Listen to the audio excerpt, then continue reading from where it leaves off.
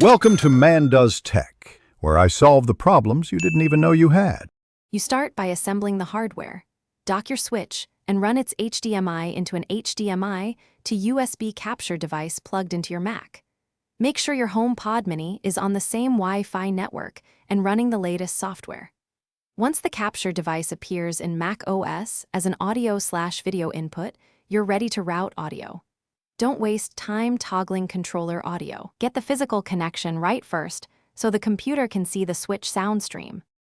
Next, in Mac OS Sound Preferences, choose the HDMI capture device as the input source. Confirm QuickTime or VLC shows live audio. Then, open the Mac OS Output selector, volume icon or sound settings, and pick your HomePod Mini as the AirPlay output. Once done, the Mac will relay the switch audio stream to the HomePod over Wi-Fi. This preserves lower latency than complex wireless dongles. Make sure volume levels on the Mac and HomePod. Finally, launch a game and confirm you hear sound from the HomePod Mini. If audio lags noticeably, reduce Mac processing, close background apps, use a higher quality capture device, or reduce video preview resolution. These changes lower latency. If you get no sound, power cycle the capture device and HomePod, recheck HDMI and USB cables, and reselect the capture device in Mac OS Sound.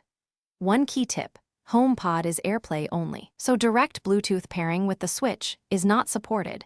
Use this Mac relay method instead. Thanks for watching.